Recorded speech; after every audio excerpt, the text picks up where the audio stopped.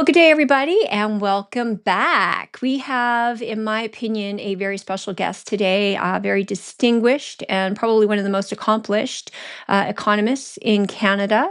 Dr. Jack Mintz, President, Fellow of the School of Public Policy at the University of Calgary, currently chair of the Alberta Advanced Education Panel on Post-Secondary Education Funding and Alberta's Competitiveness, board member of Mackenzie Health, the York Region in Ontario, Canada West Foundation, the Aristotle Foundation for Public Policy, distinguished fellow for Macdonald Laurier Institute.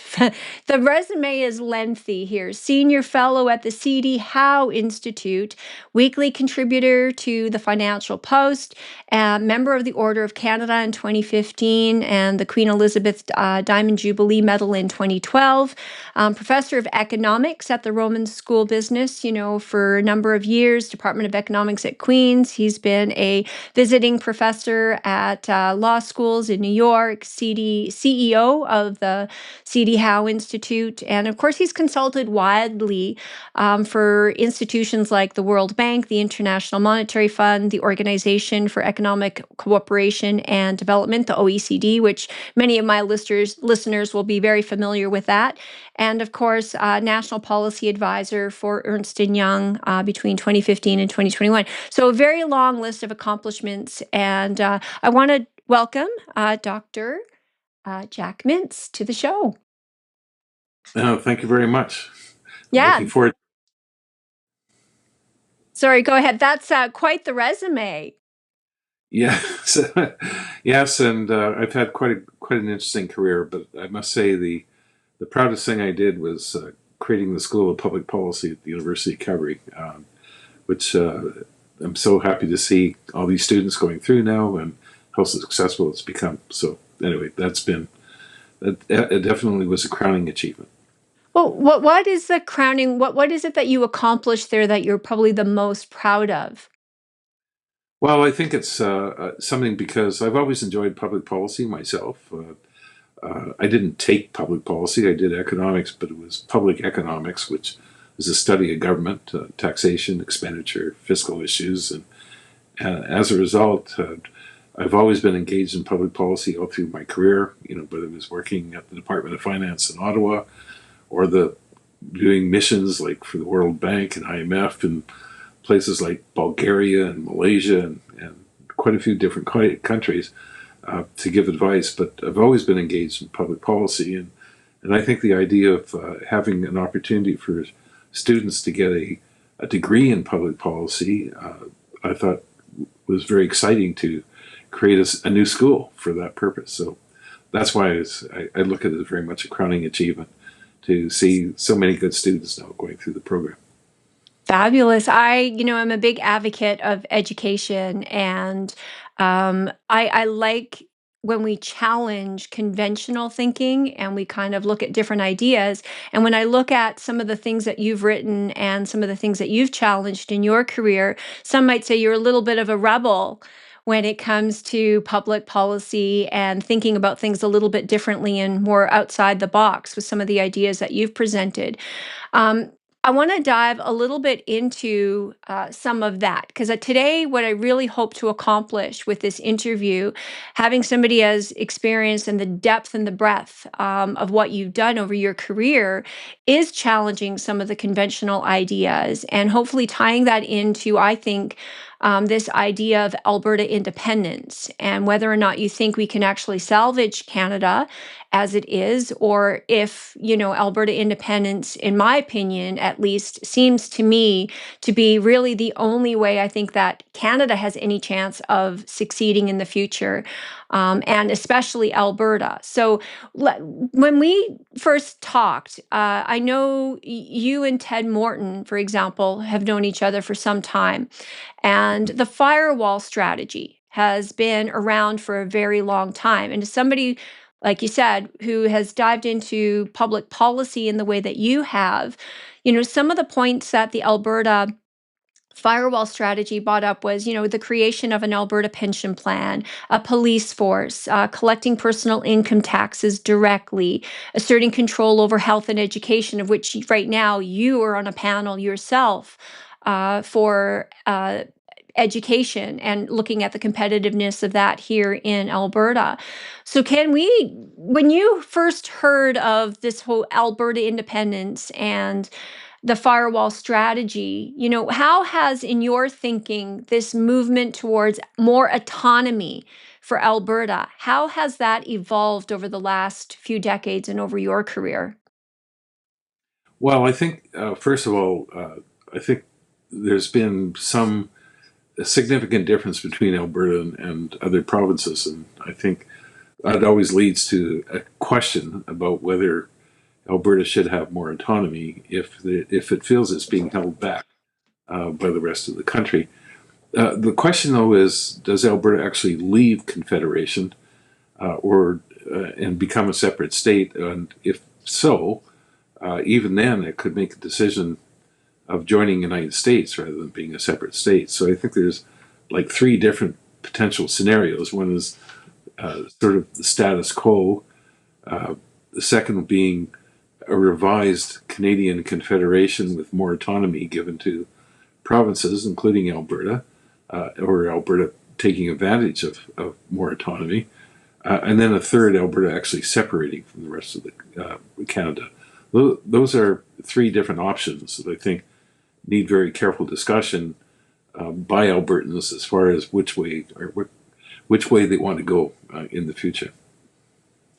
Now, if looking at it from a purely economic standpoint, some people are very concerned that Alberta doesn't really have the resources, the tools. There's a lot of fear around this conversation of Alberta sovereignty as a perspective of leaving Canada. From your perspective, I think economically, when I look at the numbers, I look at the talent, the demographics, I don't see any. I mean, there's obstacles, obviously, and there's going to be challenges, I think, in an Alberta independence. But I don't see any reason for, the obstacles that I see. I think they're very easy to overcome. I mean, not easy. That's probably not the right word, but at least they're not stoppable. Like it's no reason for us not to consider that option. Now, of the options you just presented, which one do you see as, viable and or most likely an outcome for Albertans? Because I think most people here agree that the status quo is not acceptable. I think you ask any Albertan, and it doesn't matter what side the political fence, they'll agree that I think Alberta has been taken advantage of economically at least, and has been that cash cow for Canada.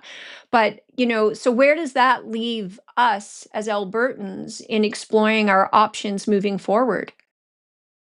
Well, I think that's a very important question to be asking, and in fact, I would first start really with the series of issues in terms of what is it that Alberta is looking for, and what is it the problem that they see in terms of of their own future as a province. And so when you put that in that context, I think Albertans are very upset with the fact that their major industries have been held back, particularly oil and gas production over the past 10 years. The question is, will that be fixable? And of course, if you did separate, let's say, would that problem get fixed as well under separation, as opposed to staying within Canada? And I think that's one area of a great deal of uncertainty, and we can come back to that later. The other set of issues is the fact that Alberta has been a cash cow for the rest of the country. It's given over $800 billion to the rest of the country since 1965. In fact, every year, Alberta pays more in taxes to the federal government than federal spending in Alberta, and that difference is $20 billion, which is like a 9% tax on personal income. So that's a pretty significant number, and it is a cost to the province. Can that be fixed in Confederation? Well, you can make the argument that Alberta, being a rich province, should be making some transfers to the rest of the country. which is what you find in any federation around the world. Ontario also has been a contributor, although not as much per capita as Ontario, as Alberta. But it's not unusual in federations for richer parts of a country to contribute to others. The real problem, and this is what often leads to even separation happening, is when a very small, rich province with not a big part of the population is looked upon to subsidize everybody else. And you have to take a lot per capita from the rich province when it's small to make any difference to the rest of the country. So I've argued actually there's two reasons that you can get a conflict in federations. One of them being the fact that people may have differences in tastes across different regions in a country. And that certainly is true about Quebec versus the rest of Canada in terms of historical fact and being a French province related to France as opposed to Britain at the time when Canada was founded. And it's also true in a number of countries where you've seen conflict occurring in federations. It happened between, for example, Singapore and Malaysia, between the Bumiputera in Malaysia and in case of Singapore, the Chinese. And so you can go around to a number of situations where there were breakups, and it's partly related to what I call conflict of taste. But the other is this conflict of claim, which happens when a rich, small province or region is being looked upon to transfer a lot of wealth to the rest of the country. And I think that's the case of Alberta vis-a-vis the rest of the country. Giving $20 billion or 9% of personal incomes to the rest of the country. And that kind of conflict has happened around the world too. Even in Singapore and Malaysia, a significant part of the conflict was the fact that Singapore was getting rich and richer than Malaysia, and in the end there was a lot of conflict over that. And I worked in Czechoslovakia before and after the separation of Czechoslovakia into the Czech Republic and Slovakia, and again, part of it was related to this differences in income and the fact that Czech Republic was giving a fair amount of money to Slovakia, which was a poorer part of its country. And there's a lot of examples like that. Whether you look at Spain and Barcelona, Cantolia area that has been richer than the rest of Spain and contributing to other parts of Spain. I can go through so many examples of conflict of claim, and sometimes it does lead to separation as well. So I think that's an issue that is not easily solvable, and I think Albertans have to feel that there's significant benefits staying in the Confederation, and there are two things that are important. One is a trade with other provinces, not just with the rest of the world, but working with other provinces, and that could be very, very positive. Although some of that interprovincial trade has been declining over the past number of years, which I think has helped contribute to some of the differences. But I also think that also it's labor mobility that's been very important. And Alberta has been very successful at attracting people from other parts of Canada. And it's been especially true lately. There's a lot of people who moved, from Ontario to Alberta, for example. In fact, my daughter's next door neighbor moved to Calgary from Toronto last year, and are very happy in Calgary, from what I understand. But there are a lot of people that have moved into Alberta. The numbers certainly show that, and of course that means Alberta's had a bigger labor force. And been able to produce more. So that is a very important benefit that we have to remember. And then, of course, separation could upset the apple cart with respect to immigration and not just trade. So those could be two very significant costs that might push one to the argument that maybe not separation, or separation is not the best choice, but instead looking for more autonomy within Confederation, which could include working with the provinces for greater autonomy in powers, in the sense that taking some of the powers away from the federal government and giving it to the provinces, things that they need to do. So those are the difficult issues that have to be decided upon. But separation is not a slam dunk. Let me put it that way.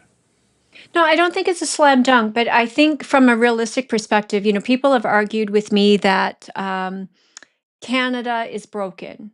I mean, would you agree with that statement that Canada is broken? Because I look at it and I go, Canada is functioning from an Ontario, Maritimes, and Quebec perspective.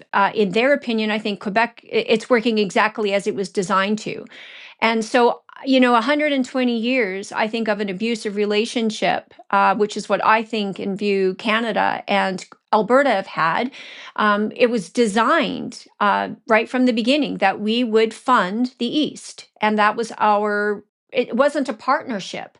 It was really almost a position of a servitude than anything else. And that's never been corrected, despite efforts by even, we've had a prime minister, Stephen Harper, who, come from the West, who wanted just even something as simple, in my opinion, as more of a token gesture on Senate reform to provide more equal representation in the Senate, which I think we need to go far beyond that to fix the relationship with Canada. And even that was rejected because it required constitutional change, which Ontario and Quebec is never going to see Alberta in a position where it has, I think, equal representation. So I think things like interprovincial trade are things that can easily be overcome, even as an Alberta independent nation. And things like mobility, I think, why is it, and we'll do a couple of things here, is why is it that you think people are moving to Alberta? Is it because, it's seen as a more freedom? Is it because there's more economic opportunity? Or is it because, it was more affordable? And so is it an ideological reason why they're moving here, or is it economic? Well, I would say it's probably mainly economic for why people are moving to Alberta. I don't think it's a particularly strong view about maybe a difference in values and things like that. There may be some people that are certainly affected by that. I mean, I don't go around and survey their views, but I think the economics certainly shows up, and it shows up in the kind of analysis that people have been doing. But getting back to your point, the question is whether Canada is broken or not, I think is an important question. Because I think that's one of the reasons that you end up getting this, breakdown, where all of a sudden one part of the country wants to leave. We've had a huge debate over Quebec staying in Canada. That, as we know, there was 2 referendums in Quebec that were looking at separation. One actually almost won back in 1995. In fact, I had just joined the Department of Finance for 2 years to work on tax reform just after that referendum. And I can tell you, people were really scared of the potential of Quebec voting to leave Confederation and what the implications of that would be. So, but in the case of Alberta, I agree that Alberta's kind of not really seriously looked at by Central Canada. The governance of Canada, I think, really suffers from not having a bicameral government where you have a Senate with powers, full powers, just like the House of Commons, but being representative of the regions of Canada rather than a House of Commons that would be based on proportional representation.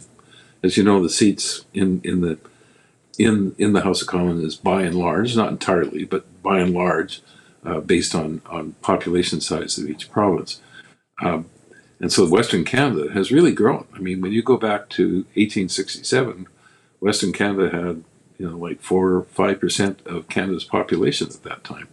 And now it's 30, it's over 30% of Canada's population. It's over 30% of Canada, it's 33% of Canada's GDP. And yet they don't get the same representation in the Senate. And the Senate is more of a talk shop than anything else, even though it's supposed to be the place of last, thinking of the last step before finally passing legislation and sending it back to the House of Commons if there's disagreement. Instead, the Senate is basically powerless, mainly because it doesn't have political representation. It isn't elected. And so that has been a major failure. So that is the reason why I think if one were going to go, at least staying within the Confederation model, that I've become more convinced that the provinces have had to represent and have the powers to represent and deal with their populations. And Alberta is special. It's an entrepreneurial society, very much an entrepreneurial society, and that's where it differs from a lot of the other provinces.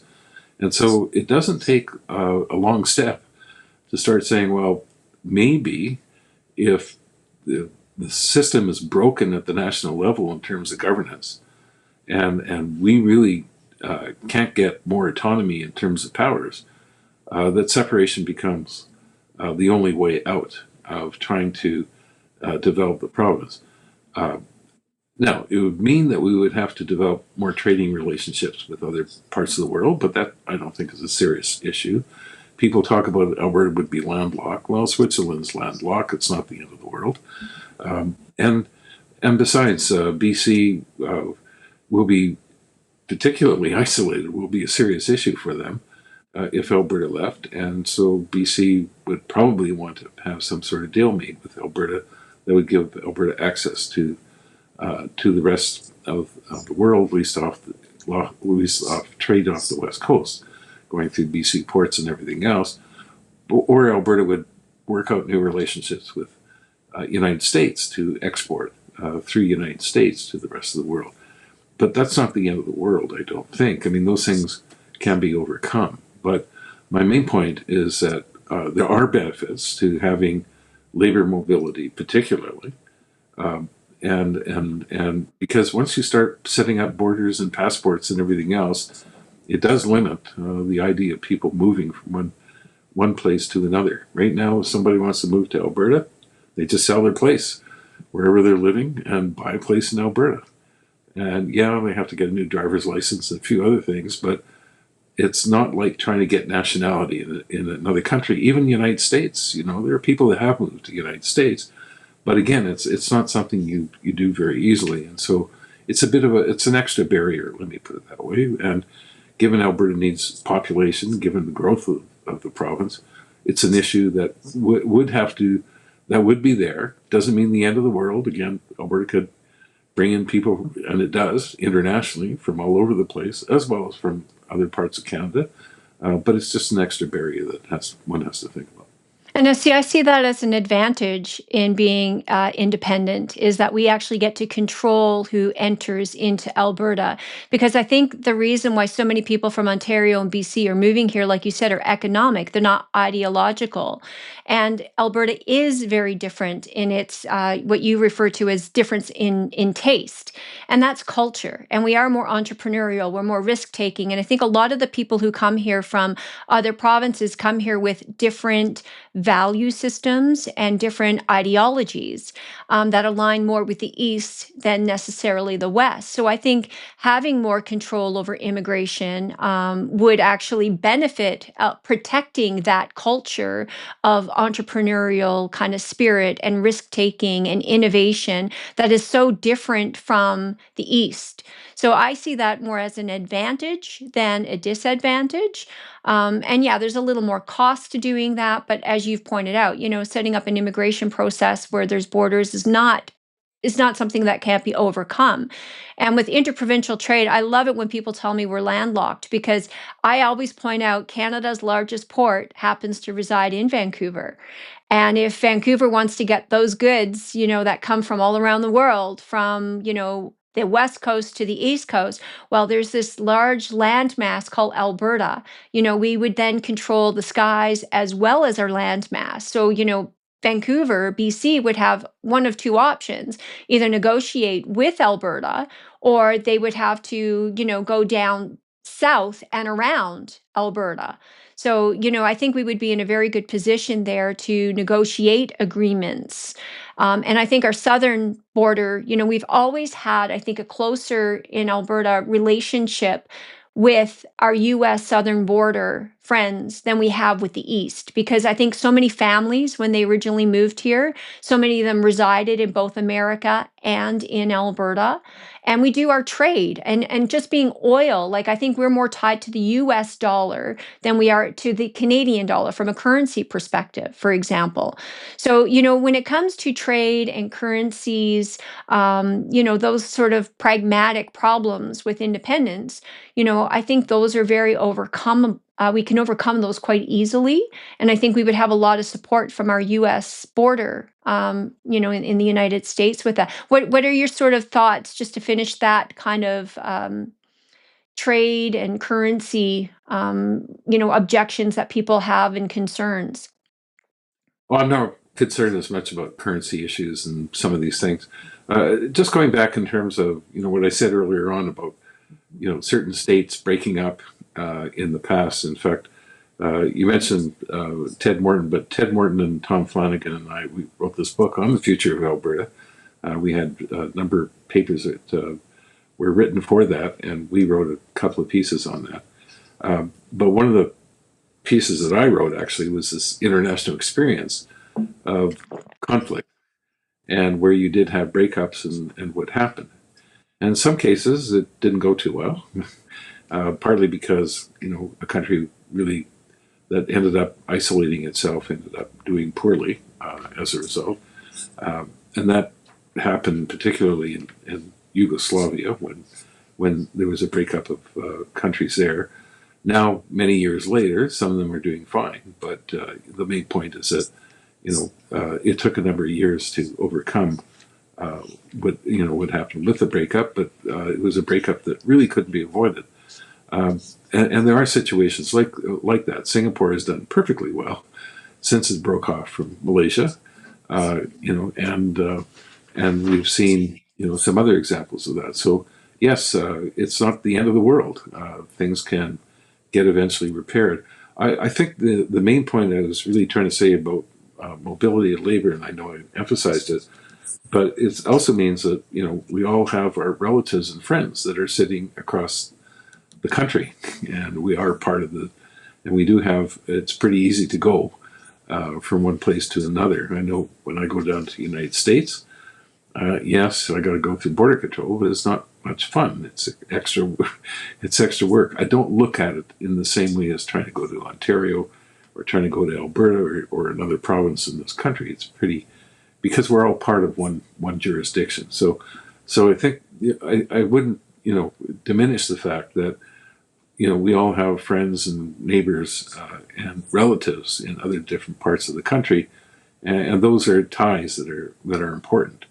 And one doesn't want to make it harder to get from one part to the other. And I think that's something which is a decision Albertans have to make, obviously, about whether they want to give that up if they decide to separate. But I wouldn't minimize the fact that can be quite important. Well, I think, again, if you take a look at European Union, for example, and the ease of traveling, I mean, different countries with different passports, but, again, I think that's a negotiation. And to your point earlier, with respect to whether we want the status quo or a 51st state or independence or more autonomy, I think, in my opinion, all of that is dependent at this stage, unless you just want the status quo, is a referendum where we get 51% of the vote that says yes. Because otherwise, I don't think we have any political leverage. Ontario can just completely do what it's always done, and that's ignore the grievances in the West. So, let's take a look at, Ottawa, for example, in public policy. How sincere do you think the Liberal government, Mark Carney, and then what power do they really have when they have to, you know, concede to Ontario and Quebec as the two most populous provinces for votes? How likely is it that Alberta could see a better deal within Confederation? Well, that's part of which I'm kind of concerned about, is whether that could be achieved. Now, certainly, I know my friend Ted Morton would argue that there are some very significant interests for both Quebec and Alberta to get together and to push for more decentralization in the country. because both would welcome it. And there's a lot of joint interest, I think, in doing that. But you are right. It's not something that's going to be easy to accomplish. And I think, again, it has to be looked upon by Albertans about whether, in the end, separation is going to be desired or just try to achieve as much autonomy as possible within the confederation that we currently have. There are some things that Alberta could do. I mean, I'll give you a good example. Alberta collects its own corporate income tax, but it follows the federal tax base almost by religion. And yet it could have used the corporate tax for its policy reasons to encourage more investment in the country, including changing not just the tax rate, but changing the base. But it hasn't, here it has that ability to do that. Nothing's stopping Alberta from changing the corporate tax base to what it wants, but it hasn't done that. And so it hasn't even, it's a small example, but it hasn't even used the tools that it could use to develop its own province. And so I think that's an example. If Alberta, for example, and I've argued this point before, if Alberta pulled out of the personal income tax, there is a negative. The negative is that people are going to have to file to the federal government separately, and file a separate form to the Alberta government. And of course, that happens in the United States, by the way, all the time, because there's no joint agreements between the federal government and the state governments to collect taxes in the United States. So you have to. I remember I spent time in New York, and I did some teaching at NYU. I had to file three tax forms, income tax forms, one to the federal government, one to the New York State, and one to the New York City. It was a real pain in the neck. But anyway, that's besides the point. But if you kind of be willing to give up that one aspect of the thing, we could run our own personal tax system. And we could make it a lot more, let's say, pro-growth, the Alberta personal tax, by changing the base a lot more than just simply having, just playing around with the rates and having some tax credits. And so, in fact, I've argued that if people don't even know this, but the top tax rate, federal tax rate in Quebec is 28%. It's not 33%. Now you might ask, why is that? Well, because Quebec, first of all, got extra, instead of taking cash, they got more tax points. So I think the federal government should give more tax points to the provinces. I know Quebec would be in favor of that, and maybe some of the other provinces, income tax points. And then we could actually make if we have a flatter provincial sales tax, we could get that top rate down. Instead of being 48%, we can get it down to 45, 44, 43%, which would be consistent with the United States, which we have to compete a lot for entrepreneurs and other people like that. So that's an example of a change that we could try to push for. Not only collecting our own personal income tax and adjusting the base to the way we would like to have it, but also if we could push for more tax points, then we could actually even make a flatter tax structure for Alberta in our favor.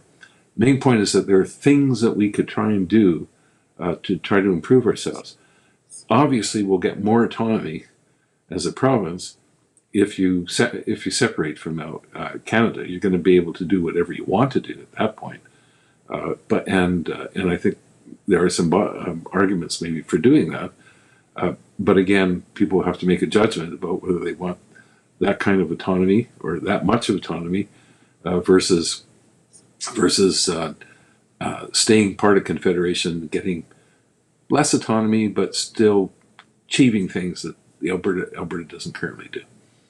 Well, let's take a look at taxation, for example, because again, I look at taxation as destructive on labor in particular. I think there are better ways to tax. I think consumption taxes are fine. People pay for what they use, user fees, for example. But I think to tax an individual's labor, that's putting a tax on being productive. That's a success tax, in my opinion. And I think there's far greater ways for Alberta as an independent nation, Canada, anywhere, to take a look at taxation. I think taxation is this convenience to government, and it's a lazy choice. because it produces predictable revenue. But it comes at a cost. And I think for a lot of people today, and I want to get into some of the structural issues around democracy, which I think you'll have some amazing input on. But let's tackle the taxation for a second, because I think Alberta, with the amount of natural wealth and resources that we have, I mean, you have countries around the world like Saudi Arabia that they don't provide any taxation on labor, and people flood there and would love to work, and be productive, where there's an encouragement to reinvest in your company. There's the encouragement to be truly successful, to take some more risk, and to innovate and be creative. So from a taxation perspective, do we need, honestly, I mean, taxation initially came in as a temporary War Measures Act. I mean, I have the original Tax Act. It was 50 some pages. And The income, by the way. the Income Tax Act, right? And now it's 4,000 plus pages. It's so complicated that CRA can't even keep track of the rules and the regulations anymore. So, I mean, this is part of the problem, I think, with big government and with taxing labor. It just creates this government bloat and more bureaucracy and more regulation. And it just becomes easy for government to do that. And with all the natural resources that Alberta has, is there a better way that they can generate revenues and improve productivity? Okay, well, first of all, I'm very impressed that you would say that you would like to move from income taxes to consumption taxes, which is not the Alberta way of thinking. In fact, I had argued back in 2013 in a paper I did with Phil Bizzell. We showed that if Alberta adopted an HST, which is not a new tax in the sense it's just you're piggybacking on the federal one, so there's really no big extra compliance cost. But you'd raise $8 billion with an 8% provincial sales tax. And with that money, you could have, we showed you could actually get 80% of Albertans not paying any income tax at all. And see, that's my point, because I think for a lot of people, they get You don't need to afraid. separate, but we didn't need to separate Yeah. to achieve that. Alberta could achieve that on its own, but it's failed to do that. Now, when it comes to taxation, how much revenue you need depends on how much spending there is. And of course, if you're arguing that if Alberta separated, and it would have all the powers that the federal government was having in terms of what it had needed to do for the province. So it would have to have a defense spending. It would have to have spending on courts, because there'd be federal courts would no longer be relevant. It would have to be spending on its own healthcare system. There would be no longer taking transfers from the federal government for healthcare, for social services, et cetera, et cetera. But it also means that, as I said, Alberta would also no longer be paying taxes to the federal government, and actually it would be a net beneficiary. It could actually lower taxes in general. How far you want to go in lower taxes, of course, that's up to the population about how big of a government you want to have. And of course, what kind of mix of taxes you have, that'll also be up to the population. And because it would have both federal and provincial revenues, it would then be up to the province about how to structure its spending and how to structure its tax system in the future. But I must say, even now, where the province has had some opportunities to improve the tax structure, it has failed to do so, which you kind of wonder, whether Alberta is ready yet for making some of the big decisions down the road. Yeah, I think a lot of it has to do with, I think there's a big disconnect between the politicians today and the bureaucrats vice the people. And I'm seeing that disconnect when I go to the doors and when I speak to people at public events. But on the taxation issue, I think the resistance on the consumption tax is a misunderstanding, because I think, like the government does so wonderfully, is they don't replace, they add. And that, I think, is where the concern goes. What I'm proposing in a consumption tax is that we would pay for the things we use. There would be more of a consumption tax, but we would eliminate personal income taxes. So people keep the money in their pocket. Now they have more control to direct where their dollars and cents that align with their values go. And if you don't own a car or you have an EV, well, why would you pay a fuel tax? But I choose to drive a diesel. I that's my choice. So I'm happy to pay, for the maintenance of roads. But there needs to be a level of transparency and a level of accountability from our governments, which we don't get right now either. So I think the whole consumption tax comes from, and people's resistance to that is because they fear the government will just add another tax without taking away the taxes that we currently have. And I think anybody in Canada has to acknowledge that we are literally burdened with taxes. I mean, and you've mentioned working for the OECD and International Monetary Fund. You know yourself that taxation and regulation just scares foreign investment away. And we've seen that over the last 10 years, in particular here in Canada, where foreign investment in particular, let alone domestic investment, but foreign investment has just fled Canada. We are at the bottom as far as productivity goes. The Bank of Canada, and Rogers has, issued warnings that Canada has to do something entirely different. Like we are anti-production, anti-productivity. I think that's a very dangerous place to be in our policies. And how do we fix that?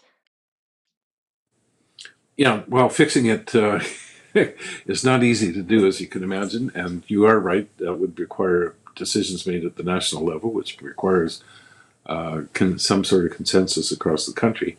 Um, but just getting back to the taxation issue, I mean, you are right. One could get rid of the whole income tax and just have consumption and other taxes. You still probably keep property taxes and a number of other revenue raises. There's a lot of excise taxes, by the way, in the system. Um, but that would have to be evaluated. My point is that if you did have Alberta separating, that could be a decision that it could make, whether it want to have any income taxes at all. You may find there are some people that would like to have some income taxes because actually in our scheme, basically the income tax becomes really a way of taxing the rich and keeping and having a system that is distributionally fair across different income groups. But that's besides the point. That's a debate that you have if you're completely separate. But if you're part of Canada, Alberta still has its own tax system and can do a lot with its current tax system to encourage more growth. And my point is that it hasn't taken advantage of that. That's my point. Yeah, and see, for me, I don't even think we necessarily need property taxes. I see property taxes as you rent your property. So, you have people today that have paid off their properties. They supposedly own their property, and that's a whole other conversation because Canada doesn't have property rights. So we have no means of defending ourselves against our government with respect to property. But I see a property tax as a rent situation. You never own your property. Don't pay your property taxes for 3 years. You're a senior. You've lived in your home for 30, 40, 50 years. You've raised your children. Property taxes continue to go up. Again, we can charge for the services. So what is property tax supposed to be funding? Well, it's supposed to be funding your garbage collection, maybe wastewater, sewer, parks, whatever it is. But I think there's better ways of doing that. So for me, what I'm trying to really do with people is, okay, this is the way we've always done things. Maybe, maybe not. And can we do them better? Are there other ways that we can improve upon them? We have royalties. And if you look at what Norway does, they collect royalties from corporations. And they have a sovereign wealth fund that they modeled off of Alberta's Heritage Trust Fund, which we completely boondoggled, and it's worth $1.7 trillion. And the interest and the fees and the things that generates, helps fund some of their healthcare and other things. So I just see so many other opportunities. But you really bring me into, you mentioned, income taxes help tax the rich. But what I've seen, having been actively involved in politics for the last 8 years, is that governments are influenced today more by lobbyists and those who have influence and access to politicians, which often is at the detriment of the people in the middle class and who pay for these services. So, what's your thoughts on, because I honestly believe that, lobbyists and the wealthy who have the resources and the means and access to politicians to put those loopholes into place and into position, utilize those because they know how. And it's the middle class that, and political parties don't allow debate. Like, I love the fact that we can have an exchange of ideas. We don't have to agree and we don't get angry with each other. But so many political parties, you just come up today and you disagree with this, or you propose a different idea, and you can find yourself on the outside of that party as an independent, and or you can't get in to government because the party says no, we're not going to go there. How do we challenge some of these ideologies? And democracy to me is 51% ruling the 49. I'm more in favor, and this is why I think I like the idea of an Alberta independent nation, is because now we can take a look at a constitutional republic, which protects the individual. The smallest minority is the one person, not the 51%. What would your thoughts be on some of the structural issues within Canada, and what we could potentially do and what the opportunity might lie there as an independent Alberta? Well, actually, you're raising an interesting question, which is, let's say Alberta did separate, and would it be able to put together a better democratic government than what we see currently as a governance structure in Canada? Because we don't have a perfect governance structure, as we've already talked about. We have really a weak Senate. Let's see, the last place of considering legislation, but it really doesn't have that much power. We have an unfair distribution of Senate seats anyway, which would be very difficult to change. And then we also have a government that has been created initially really to be a unitary government by John A. Macdonald, because he didn't want to go the route of the United States, and so we ended up with the government that we had and that we've had historically. But the question is, what would Alberta want to do? Would it have proportional representation? Would it have two legislatures? One representing maybe regions of Alberta, and the other representing population, things like that. Those are very interesting questions to ask, but I haven't seen anyone really raise those questions about how to improve governance in Alberta that would be better than what we're seeing at the federal level. Well, now you have. I'm raising those questions, Dr. Mintz.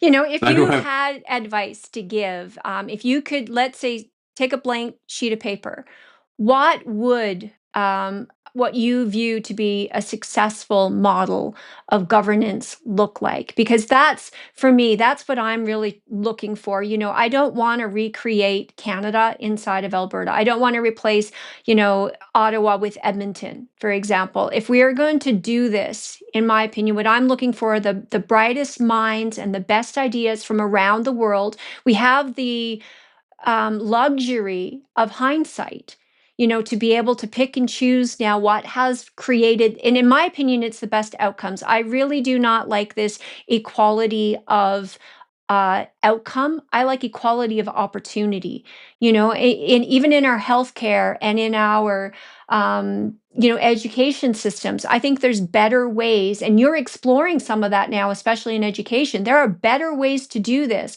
to provide better outcomes. So if you had the opportunity to start a brand new nation, what are some of the things, that you personally would look to implement, and some advice that, Albertans could go, oh, that makes sense. We should take a look at that. Like, I'm challenging healthcare, education, taxation, all the big ideas, and we can do it better. I honestly believe we can do it better. And what an amazing opportunity. I see this almost like the American Revolution.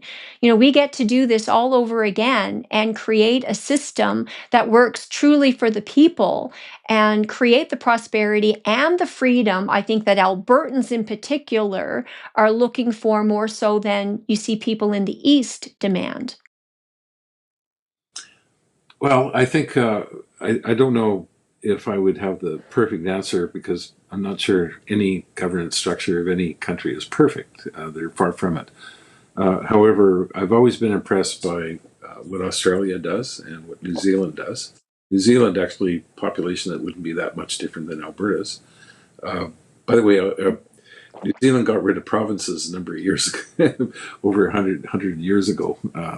They abolished their provinces, but it is a small country. But what I see, for example, in Australia, you have two different legislatures. One which is based on regional representation. The other one is based on uh, population. And I think it's reasonable to have one even in Alberta based on regions, because the north is not the same as the south. And of course, you have the two very large urban centers that dominate the population, but the rural areas are very important too. And need to have proper representation. Uh, then of course is the relationship of the province with the municipalities, and how you spell out the powers of the municipalities vis-a-vis the province. And again, those things could all be dealt with. But it would require a real thinking about how best to run the system. I mean, maybe there should be some consideration of what Switzerland does in terms of it has its cantons, but it also decides a lot of decisions by referenda, much more than you find here and in North America. And so you could ask, maybe we should be thinking about a Swiss type model that might be interesting in terms of governance.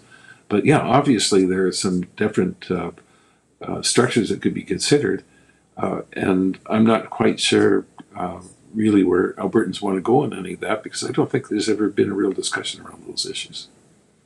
Well, I'm hoping to spark more of those discussions around those issues, because I really see the role of government first and foremost as the protection of individual rights. I mean, I think that's what the govern expect of their government, not the government to infringe upon those rights. And I think more and more we've seen government bloat, government attain more and more power at the expense of the people. So, like you said, with the Swiss and referendums and their cantons does keep more power with, and there's so many models around the world that are worth taking the best of. And I think, but the big part for me is I've looked at a lot at the constitutional republic, because for me the key is restricting government, restricting them to their proper role, and then restricting them to, funding within balanced budgets. And then I think even from there, we need to take a look at banking, even, and what's the role of a centralized bank vice not a centralized bank, and maybe the government doing what it was supposed to do to begin with, and it was responsible for the printing of money. Again, I think it's become very convenient for governments to borrow from central banks, and then but it's at the expense of the taxpayer, who now has to pay the interest on that.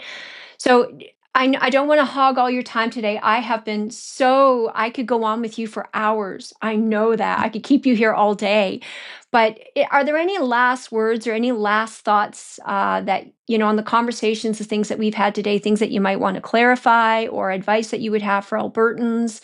I see tremendous opportunity in the future, but so many people are stricken by fear. And conversations like this for me, especially with somebody as esteemed and as well established and as accomplished as yourself, are really about trying to help people understand and overcome some of the fears, and to take really a rational look at what opportunities exist. Well, I think first of all, one should always look at the opportunities for sure. I guess my advice is that Alberta really needs to think hard about what it wants to achieve down the road, and how best to achieve it, and that's not easy to do. In the sense that it would require a consensus, which is, I'm sure, not easy or not easily achievable. But I do think that there's a real need, I think, to spell it a bit more what separation actually means. And rather than simply talking about the transitional impacts, to ask the question, what is it that Alberta would do so much differently as a separate country than what it's currently doing? And exactly what does that mean? What kind of institutions would you have? Would you have a charter of rights, just like the one you're mentioning? It could be different than the federal one that's currently in our Constitution. We didn't talk about First Nations, but there are some special obligations there that you cannot forget. And of course, as you know, First Nations would be very much against separation, but Again, it depends on what rights and powers are maintained for them, which has a whole long historical aspect going even before Canada was created. In terms of its relationship with the British Crown. So all those questions, need to get, I think, dealt with before people start jumping in a completely new area. Not to say that it can't be done, but I think those questions need to be discussed. Wonderful. Well, I have some suggestions on those types of things too, and I think the conversation needs to be had, and I think it starts with things like this and people like yourself who are at least willing to engage in the debate and be a part of the conversation. So I want to personally thank you so very much for participating today in this interview. And I want to ask our viewers, if you enjoyed this video, please do like it. Please do share it. Use this as a tool to spark conversation with your friends, your family about different ideas. It's not just about how things are done today, but what could things look like? And please do share your comments. If you have questions for Dr. Mintz, if you have questions for myself, please do send us your comments, your questions, and we will do our best to get back to you. So I will say thank you again, Dr. Mintz. This has been an absolute pleasure, and I hope we can do this again. Okay, my pleasure. Thank you.